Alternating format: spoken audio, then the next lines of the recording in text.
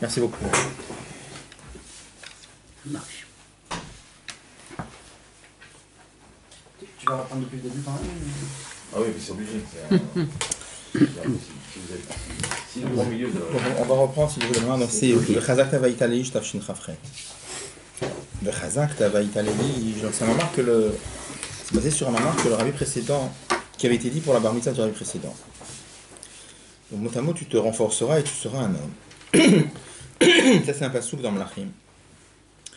Veniyadouan Shama Mar Shama Admor Hashab Nishmato Eden Biyom Hashvi Dechagat Var Mitzvah Shel Beno Yechido. Il est connu que le mamar que le rabbi Rachab avait dit pour la bar mitzvah de son fils unique, le rabbi précédent. Kodshot Mori Bechami Admor. Yutet Tammuz Tavresh Nun Gimel, le 19 Tammuz Tavresh Nun Gimel. Shema Mar Zeus Siyum Vechotem. Et ce mamar-là, c'est la conclusion. Ahem Shech de Tfilin de Marial Mashitri Loma Biyut Betamuz Yom Bar Mitzvah. C'est la conclusion d'une série de mamarim, d'un Hemshech de mamarim, qu'il avait commencé à dire le jour du Yud Betamuz, Tavresh Nun Gimel, qui était le jour de la Bar Mitzvah. Haïta Atralato Bepasuk, le mamar de la Bar Mitzvah, le mamar, le Dibur Amatri, c'était donc celui-là, Vechazak Tavaït Aleish. Shaïchut de Pasuk Ze, Vechazak Tavaït le Bar Mitzvah, Bepashtutim. Le rapport qu'il y a entre ce verset et la notion de Bar Mitzvah, c'est quoi? Alpi Ayadou, d'après ce qu'il est connu, la raison simple pour laquelle un enfant de 13 ans, quand il devient bar mitzvah, il a l'obligation de faire les mitzvot. Qui az nikra beshem ish, c'est parce qu'à ce moment-là qu'il reçoit le qualificatif de ish, il s'appelle un homme. Donc ça, le rapport v'chazakta v'ha'it aleish, comme ça parle de ish, c'était lié avec la notion de bar mitzvah. Peut-être ça, la vie, on a besoin de comprendre.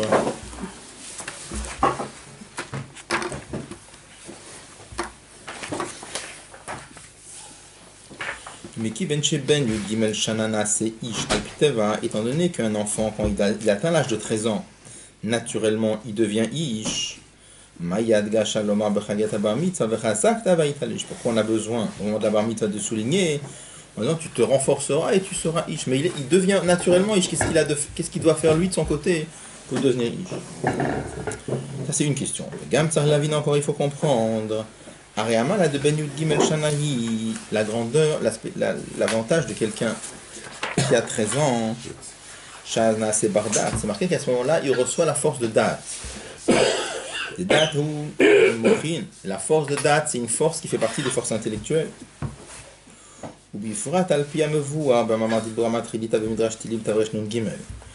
Et encore plus quand on sait ce qui est écrit dans le mamar de Chassidut qui commence par Ita Midrash Tilim Tavresh Nun Gimel. Qui est un des mamarim que le rabbi précédent lui-même, pas son père, lui-même, il avait dit le jour de sa bar mitzvah. Qu'est-ce qui est marqué là-bas? C'est marqué qu'au moment d'un enfant qui a 13 ans, il reçoit l'essence des forces intellectuelles. Mochin be'etzem, etzem ha-mochin. Dans ce cas-là, ça renforce la question.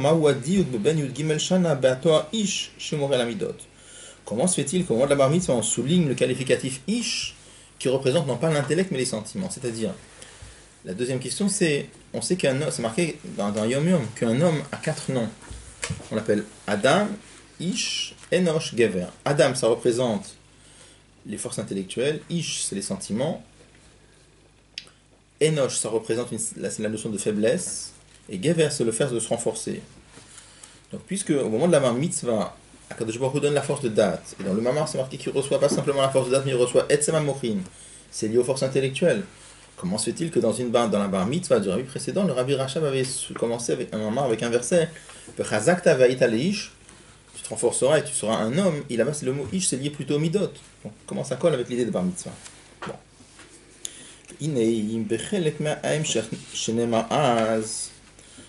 Dans la partie du Hemshech, parce que c'était tout un Hemshech, c'était toute une suite de mamarim qui ont été dit vraiment tous les jours. C'est pratiquement 7 jours de fête à partir dans la bar mitzvah du rabbi précédent.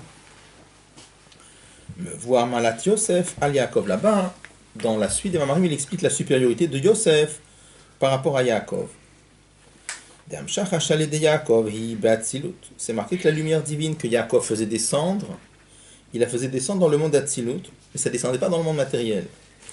Valide Yosef, et grâce à Yosef, Nimshach Hagilui Gam Bebia. Et Yosef, c'est marqué que lui, il a terminé, si on peut dire, le travail de son père, dans le sens où lui, il a pris les lumières que son père Yaakov avait fait descendre dans le monde d'Atzilut, et lui, il les a fait descendre dans le monde de Bia, Bria et Tzirassia. Rabbi dit entre parenthèses, Veyesh Loma, Dezi, Shebemamar Dibura Matril Vechazak Tabaïta Leish.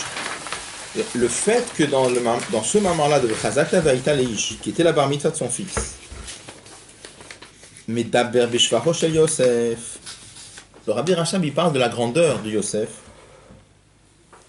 Shmo Arishon Shel Bar Mitzvah, qui est le premier prénom du bar mitzvah, ou Gam Birtelo Reroto Al Ha'avoda Miuchedet de Yosef, c'est pour réveiller en lui, si on peut dire, la force qui est liée à la voda de Yosef, L'amshichagi le yad le matamata, de faire descendre le dévoilement de Dieu très très bas. C'est-à-dire que Yaakov, il faisait descendre la lumière jusque dans Hatzilut, mais la force de Yosef, c'est que lui, il a été capable de faire descendre la lumière jusque dans le monde matériel.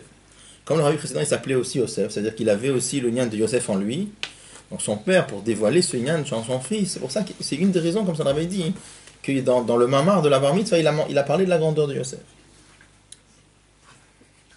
Le vers Godel Aïlul Shel Yosef, et pour expliquer la grandeur, la grande élévation de Yosef, le vers Trilama Lato Shel Yaakov, il a expliqué d'abord la grandeur de Yaakov. Yuvan Godel Aïlul de Yosef, et grâce à ça on pourra comprendre la grande élévation de Yosef. Shunale Odyoter, parce qu'il est encore plus haut. C'est-à-dire, si on comprend la grandeur de Yaakov, que lui il a déjà été capable de faire descendre la lumière jusque dans Hatzilut, alors c'est déjà une chose énorme, il faut comprendre ce que ça veut dire. Si après ça, on nous explique que Yosef, il a fait encore plus, parce qu'il a fait descendre la lumière jusque dans Bria et Tirassia, ça va nous faire comprendre encore mieux la grandeur de Yosef.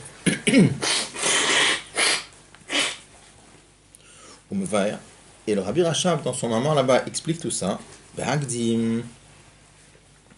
En expliquant d'abord un autre sujet, il amène un verset. Ce qui est marqué dans un verset de Nehemia, c'est marqué Ata ou Hashem levadecha. Toi, Hachem, tu es seul. Ata sitata shamaim, c'est toi qui as fait le ciel. Ve'ata mechayet kulam, et tu fais vivre tout. Shehem gimel madrigot, il y a ici 3 niveaux. C'est en fait, il y a 3 fois le mot ata. Si vous regardez, c'est marqué une fois Atahu Hachem levadecha. Toi, tu es Hachem seul.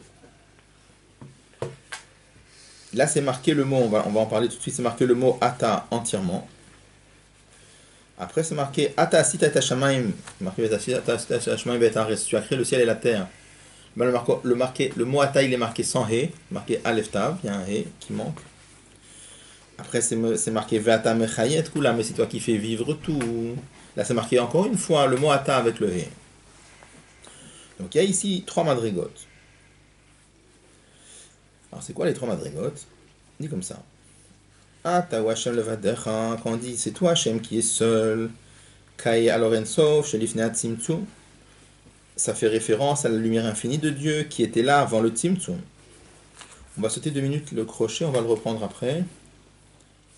Donc ça descend. C'est là où il y a après le 15. Ata tzitata shamaim, c'est toi qui as créé le ciel et la terre. Hua ok, moshena semakor litavuta olamot. Ça, c'est la lumière de Dieu telle qu'elle est devenue une source pour la création du monde. Ata asita ata chaser he. C'est pour ça que le mot là-bas, ata asita, c'est marqué sans le he. Ki ha'or gama or asher klolamot asher. Ki ha'or.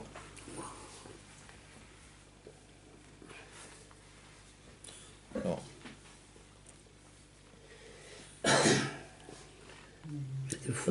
comment? Waouh. Il y a un lien avec le fait que ce soit avant le Tzimtzum. Non, parce que pour comprendre, pour comprendre ça, il faut prendre la parenthèse qui était avant. Alors, juste, on va dire le 3e, et après on va tout reprendre, ça sera plus simple. C'est juste qu'on voit les 3 niveaux, les 3 attaques, qu'est-ce que c'est? Prenez après, quand il dit Ve'ata mechayet kulam, vous voyez? Après l'autre, asrehe. Je le reprends, mais c'est juste pour qu'on voit les 3 niveaux de l'attaque, on ne s'embrouille pas. Vous l'avez? c'est 1, 2, 3, 4, 5, 6 lignes avant la fin. Vatamechayet kulam. Vous l'avez? Ouais. Ve'atamechayet kulam. Il dit qu'on dit c'est toi qui donne la vie à tout. Ou orakav, ça représente ce qu'on appelle le orakav. Shal yadonim shachayut laolamot, qui amène une vitalité divine pour le monde. La cheshinita, vous, après que ça a été porté à l'existence. C'est-à-dire, chez Be'akav, dans la lumière qu'on appelle orakav, il y a deux notions. Premièrement, chez Ukav Katseru Metzumtzam, c'est un trait de lumière, mot à mot court, restreint et restreint. Et grâce à ça, il fait vivre le monde. Metziut Olamot, c'est la metziut du monde, l'existence du monde. Et il provient de la lumière qui était avant le Tzimtzum. Et grâce à ça, il apporte la lumière divine dans le monde. Bon, alors on va expliquer par oral et après on va reprendre. On avait vu là. On rapporte toujours en Chassidut ce qui est marqué dans les Kitve Arizal, comment c'est marqué. C'est marqué qu'au début de la création, tout au début, c'est marqué Aya Or En Sof Malé Akol, il y avait la lumière infinie de Dieu qui remplissait tout. Velo Yamakom la Midat Olamot, il n'y avait pas de place pour le monde, pas de place dans le sens, aucune possibilité d'existence pour le monde. Après, c'est marqué que qu'est-ce qu'Akadosh Baruch Hu a fait? Silek Oro Agadol Alatzad, Akadosh Baruch Hu a voilé toute sa lumière. Après, c'est marqué Chazar Ve'im Shirkavdak, qu'Akadosh Baruch Hu a fait émaner un mince filet de lumière, et à partir de ce mince filet de lumière, il a tout fait exister. Alors, on avait une question en Chassidut, en fait, c'est une question que le Arizal lui-même il demande. Il demande pourquoi est-ce qu'il a fallu voiler toute la lumière et ensuite faire émaner de nouveau un mince filet de lumière. Pourquoi est-ce qu'on ne pouvait pas, quand Akadosh Baruch Hu a retiré la lumière, il fallait enlever tout sauf le mince filet de lumière? Pourquoi il fallait tout retirer, faire le silouk, les gamres, et enlever complètement la lumière et ensuite faire émaner de nouveau un mince filet de lumière? Et là, il répond que si ça avait été fait comme ça n'aurait pas été possible de créer le monde. Alors juste, qu'est-ce que ça veut dire? Alors déjà, pour comprendre ça, hein, pour comprendre un petit peu mieux le torrent de ces quelques mots qu'on vient de voir, qu'est-ce qu'on nous raconte? On nous raconte ici une histoire chronologique. D'abord, il y avait l'Or En Sof qui remplissait tout. Et comme il n'y avait pas de place pour le monde, après, Akadosh Baruch Hu, il a tout voilé. Et après, c'est quoi? C'était dimanche, ça c'était lundi, mardi, comment? Alors, en fait, on explique que c'est pas que c'était une histoire chronologique, il y avait ça et ça et ça. On veut nous expliquer ici quelle lumière on reçoit. Et cette lumière qu'on reçoit, elle passe par ces trois étapes-là. Ça veut dire que dans la lumière que nous on reçoit tous ces inanimes-là. Enfin, on ressent. Il y a dans la lumière, il y a ces trois gdarim-là. Le fait qu'il y a Or En Sof Memalé, qu'il y avait le Or En Sof qui remplissait tout, et qu'ensuite il y avait le Silouk, et qu'ensuite c'était Himshir Kavda, qu'ensuite il a fait émaner un mince filet de lumière. C'est-à-dire. Comment est-ce que les trois phases-là peuvent ne pas être chronologiques parce qu'elles sont mutuellement exclusives? Soit il y a la lumière qui remplit tout, soit il y a Makom Panoui, soit il y a le mince filet de lumière. Mais je veux dire, on ne peut pas faire coexister. Non, c'est pas une histoire. Non, je veux dire pas chronologique, c'est-à-dire. Nous on réfléchit avec le temps, il n'y avait pas de temps. Oui. D'accord. Le temps fait partie de la création. À partir du moment où il y a le cave, il y a le temps qui commence. Je veux dire, il a bien fallu qu'il y ait un déclenchement de quelque chose à un moment, qu'il fasse Makom Panouille. Il a fallu un là, déclenchement. Il y a eu un événement. Il y a un événement, il y a un moment. On est très mal à l'aise parce que. J'ai l'impression que cette situation que tu décris, elle se produit actuellement au moment où on parle. Non, oui, voilà. Est-ce que c'est ça que tu veux dire? Est-ce que c'est ça que tu veux dire? Oui, c'est ça ma question en fait, c'est ça ma question. Oui, il y a tous ces trois inanimes là maintenant aussi. Mais c'est-à-dire, il y a quelque chose. Tout le temps, il y a tous ces trois inanimes là tout le temps. Non mais attends, on est bien d'accord qu'il y a trois phases qui sont mutuellement complètement exclusives. C'est-à-dire, soit il y a la lumière d'En Sof, soit il y a Makom Panouille, soit il y a le cave. Ok. Oui. On est d'accord. Ouais. Donc pour l'instant on a un problème. Ouais. Alors, déjà pour comprendre cette réponse qui est marquée que si on n'avait pas retiré toute la lumière, ça n'a pas pu créer le monde. C'est quoi le lien? Alors,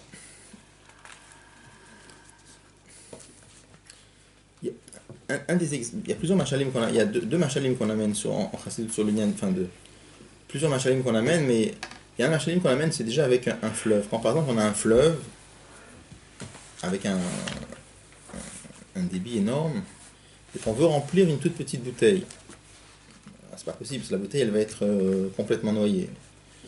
Donc c'est marqué que de la grande lumière on fait passer dans un plus petit ruisseau sur le côté, puis de là dans un petit tuyau, jusqu'à ce qu'avec le petit tuyau on peut remplir le petit kéli, le petit récipient.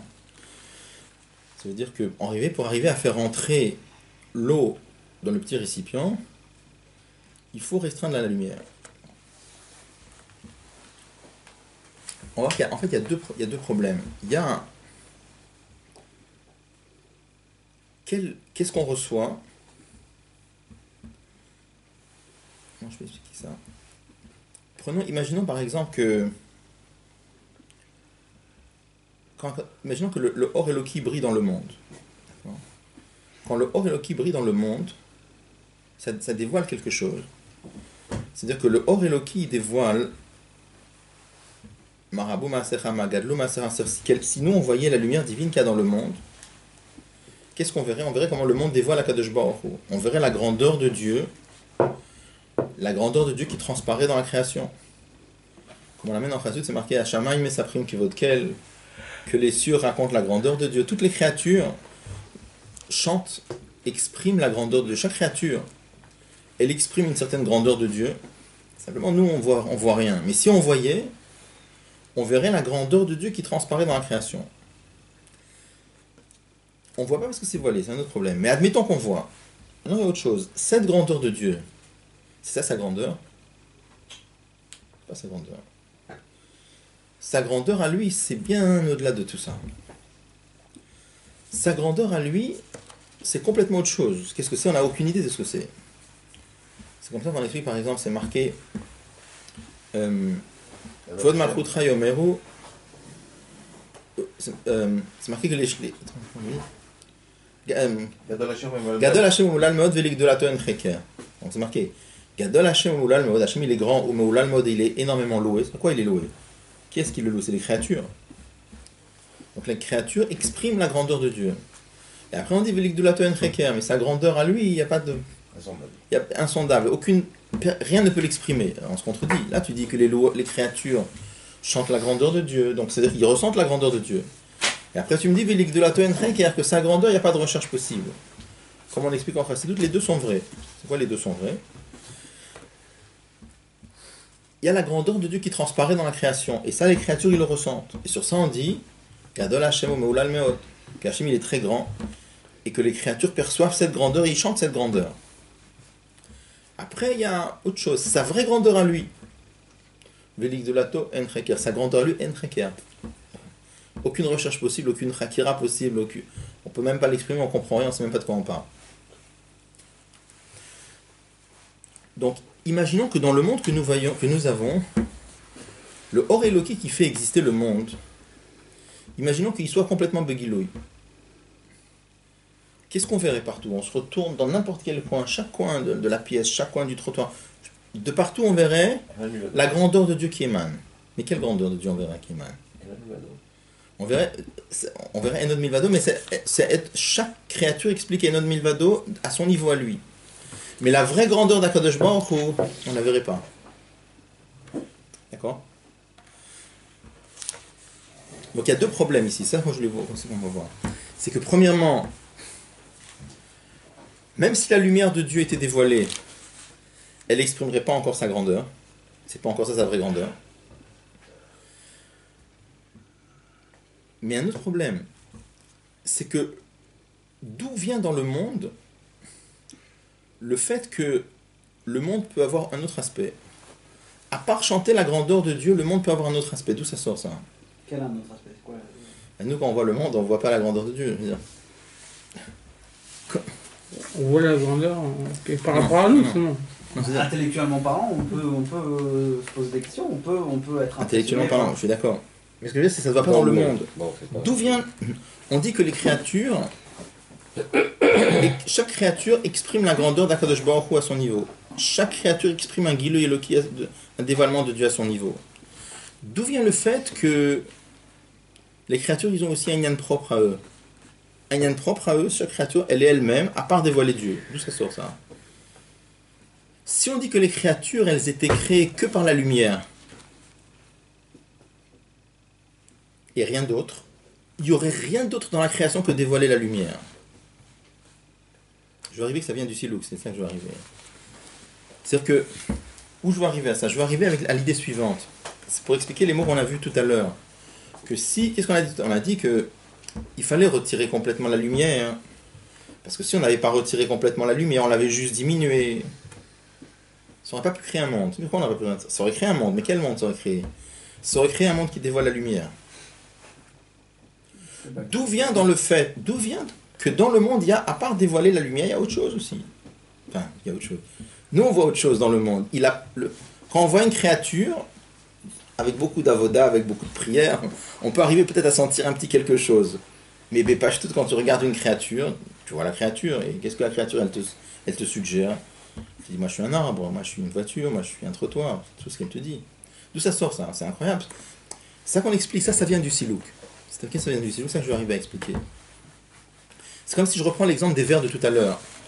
Les vers, pour remplir le Kéli. Donc, les vers, ils ont un les vers, ils font deux choses là-bas. Les vers, les petits kélim que je mets pour ramasser l'eau, ils ramassent l'eau. C'est un kéli pour l'eau. Mais à part ça, ils ont leur inyan à eux. Où ça s'exprime leur inyan à eux? Celui-là, il est en papier, celui-là, il est en argent, celui-là, il est en verre, celui-là, il est en métal.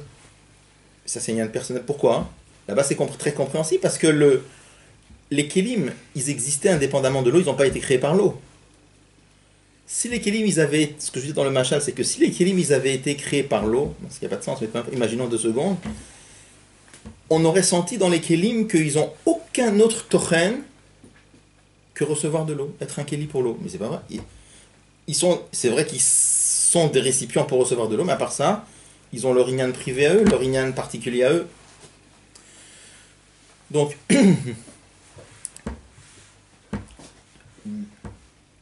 c'est ça le problème qu'on a, c'est-à-dire que d'un côté, les Nivraim, Akadosh Baruch Hu a créé une lumière restreinte, parce qu'Akadosh Baruch Hu a voulu créer des kélim qui peuvent recevoir cette lumière. C'est les créatures. Chaque créature est un kéli qui peut recevoir une lumière divine, et effectivement, il reçoit cette lumière divine parce que la lumière, elle est restreinte. Mais le problème, c'est, ok, ça on comprend très bien que comme chaque créature, elle est limitée, alors elle reçoit une lumière divine qui est restreinte. Mais la question, c'est d'où vient dans la créature le fait que, à part être un kéli pour le Oreloki, il a autre chose aussi. Il a un inyan personnel, il a un autre inyan. D'où ça sort ça? C'est pas normal du tout. Parce que puisque le or, il est créé par le kéli, il ne devrait rien, excuse-moi. Puisque le kéli, il est créé par le or, le kéli ne devrait avoir aucun autre tochen que recevoir l'or. En regardant le kéli, on devrait sentir, c'est quoi cette créature-là?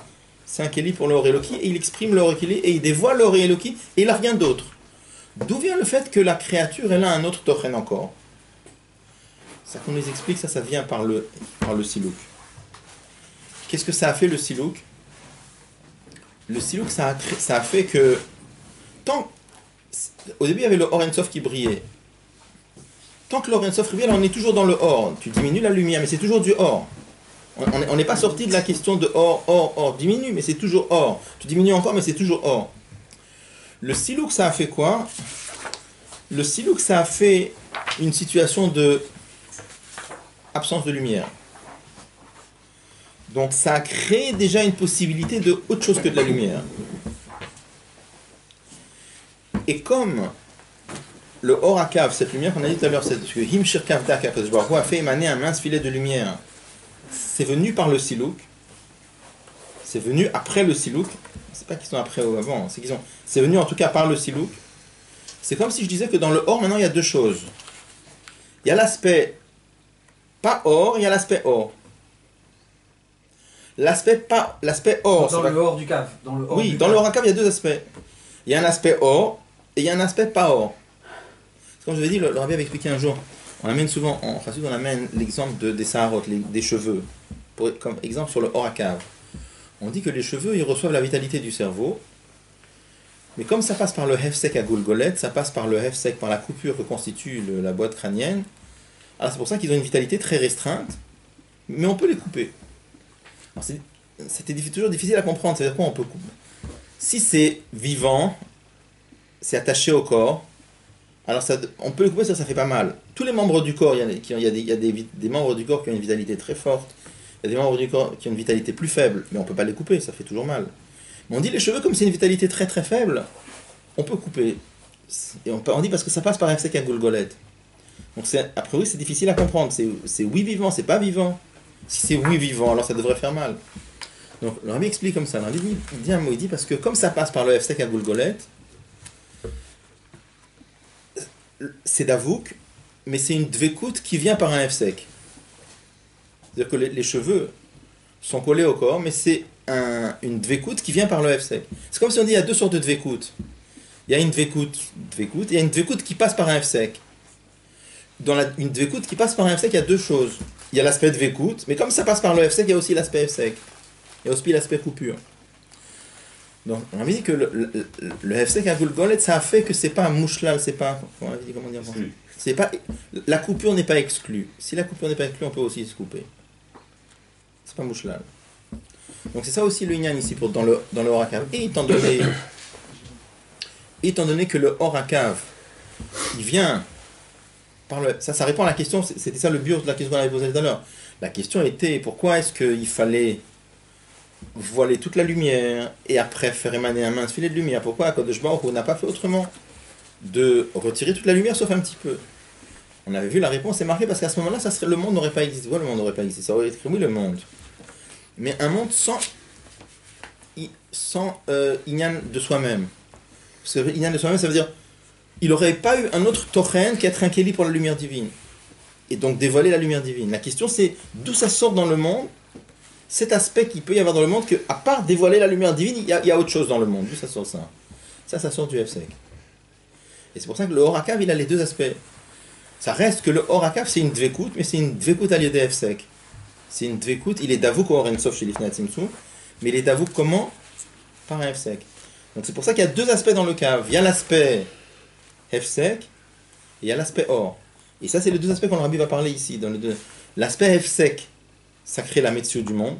Et la métier du monde, ça veut dire quoi la métier du monde? Ça veut dire qu'à part dévoiler Dieu, le monde, il a un autre, il a d'autres aspects.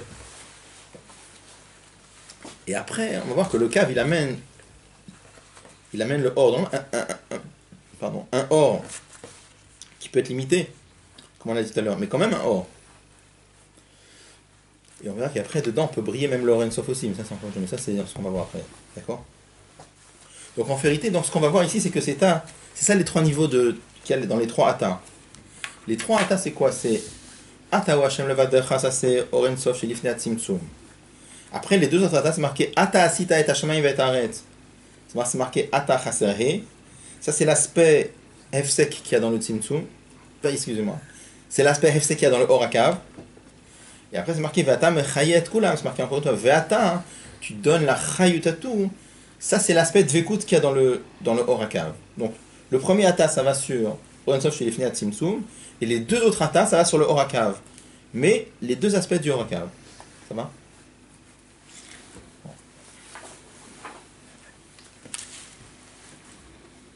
Alors, on peut reprendre maintenant le crochet qu'on avait sauté.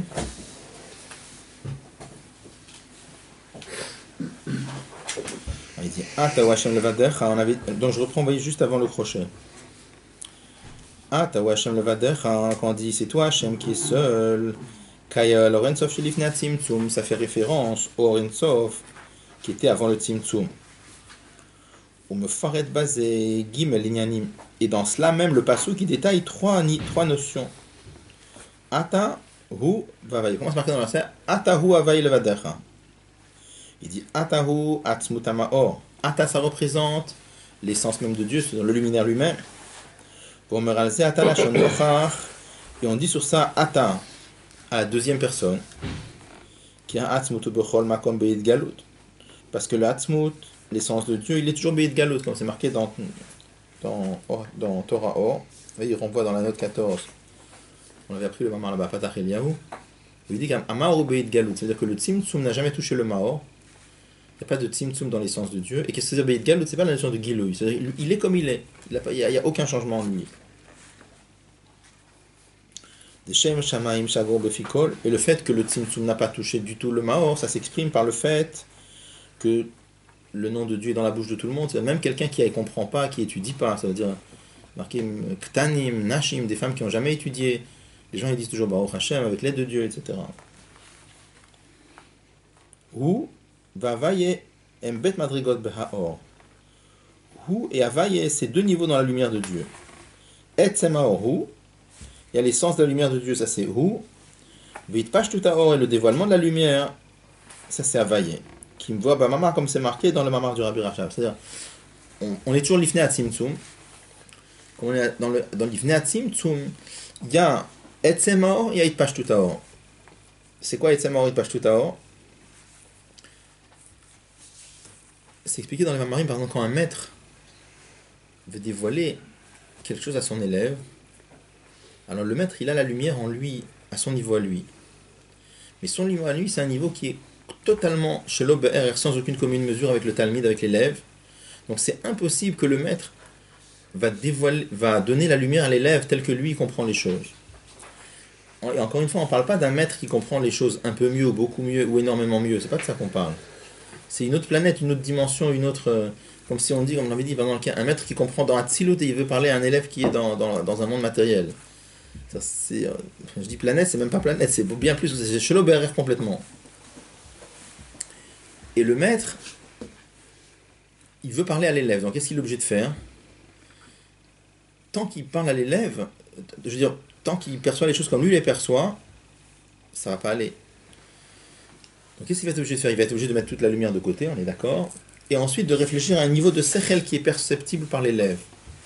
Parce que ce niveau de sechel qui va transmettre à l'élève, c'est pas une création. Ce style de raisonnement, il était aussi déjà inclus dans le maître. Mais il était inclus comment? Il était, si on peut dire, mélangé avec la grande lumière. C'est-à-dire que dans la lumière telle qu'elle était chez le maître, les Khatrila, il y avait deux niveaux. Il y avait sa perception à lui, ça c'était Etzem Haor, et après il y a un certain niveau de lumière sur lequel on pourra, après réduction énorme, le transmettre à l'élève. Ça c'est Hitpashut Haor. Donc c'est marqué dans le Mamarim par exemple que ces deux niveaux de lumière, tant qu'elles sont mélangées, déjà c'est impossible de transmettre. Donc il faudra isoler le Hitpashut Haor pour pouvoir ensuite le Or HaShayach la Talmid pour le donner. Mais c'était déjà inclus chez le maître. Donc dans l'Ifnei Atzimtzum, il y avait déjà, il y a Akadosh Baruch Hu lui-même, le Maor, il y a ensuite Etzem Haor et Hitpashut Haor. Alors juste pour voir pourquoi il a besoin de dire que sur le Maor, il est Beit Galut, c'est juste pour expliquer le mot Ata. Parce qu'il dit Ata, c'est quoi le problème? C'est que déjà sur le Etzem Haor, c'est marqué Hu. Hu c'est un lachon nistar. Hu c'est la troisième personne, c'est un lachon caché. Donc la question qu'on a, c'est que si déjà sur le Etzem Haor, c'est caché, c'est un niveau qui est hors accès pour des créatures, alors à plus forte raison, le Maor lui-même, ça doit être complètement caché. Donc, ce qui est étonnant, c'est comment se fait que le Etzem Haor, il s'appelle Hu, et le Maor, il s'appelle Ata. Alors pour ça, il explique. C'est sûr que c'est inaccessible, mais il dit, parce que ça, c'est Beit Galut. C'est quoi? C'est Beit Galut, pas Gilouï, comme nous on comprend. C'est-à-dire que lui, il n'a pas été du tout touché par le Tzimtzum, il est comme il est. Il y a peut-être... un peu naïf ici, mais c'est quoi la différence entre Etzem Haor et le Maor lui-même? Moi j'avais compris que le Etzem Haor c'était le Maor. Non, parce que le Maor c'est pas du Or. Or c'est une notion de lumière, une notion de Gilouï. C'est pas le Maor. Encore une fois, il y a beaucoup d'endroits où le Rabbi dit, plusieurs endroits où le Rabbi dit que toute cette histoire de Or et Sof, c'était pas du tout obligé. C'est-à-dire qu'il y a Akadosh Baruch Hu, point final.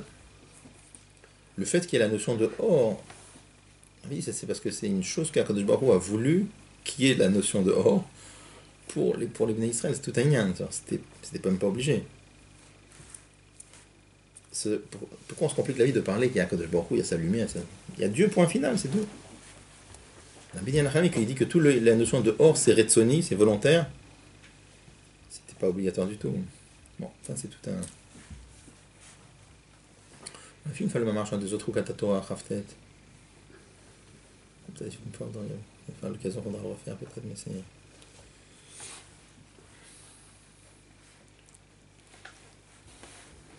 Omer al ze levadecha. Et dans le passage on dit Atahu Hashem levadecha. Tu es Hashem seul.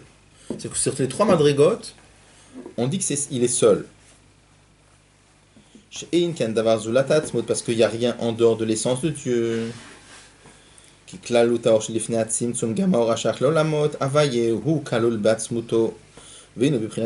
parce que toute la lumière qui était avant le Tzimtzum, même la lumière d'Havaye, c'est la lumière qui est Shayach Laolamos, qu'on appelle Itpashtuta Or. Ça, c'est le Or Akalul Batzmuto. C'est le Or qui est englobé dans l'essence de Dieu. Veinu Biprinat Metziut. Bon. C'est-à-dire que là, le Rabbi veut répondre à une question. On est en train de dire qu'il y a ici trois choses. Je m'excuse pour le mot, j'ai trois niveaux. C'est Ata, le Maor, Etze Maor, Itpashtuta Or. Après, c'est marqué Atahu Hashem Levadecha, tout seul. On avait dit, puisqu'on parle de trois madrigots, quand on veut dire tout seul, il n'y a pas que Dieu tout seul, il y a sa lumière aussi. Sur ça, il donne une réponse. On va voir toujours la réponse. Mais en réalité, c'est quoi la question? La question, c'est une question qui est très bédakoud, parce que on a déjà eu plusieurs fois ensemble que toute la notion de or, qu'est-ce que c'est la lumière? Lumière, c'est pas autre chose. Lumière, c'est le dévoilement du Maor. C'est-à-dire que la lumière n'a aucun inyan autre que dévoiler le Maor. Donc à la fin, il n'y a rien d'autre. Si tu disais par exemple qu'à part Dieu, il y avait le monde, alors là, j'aurais compris, c'est quoi la question? Comment on peut dire le Vader? Voilà, il y a des choses qui ont été créées. Et là, on ne parle pas de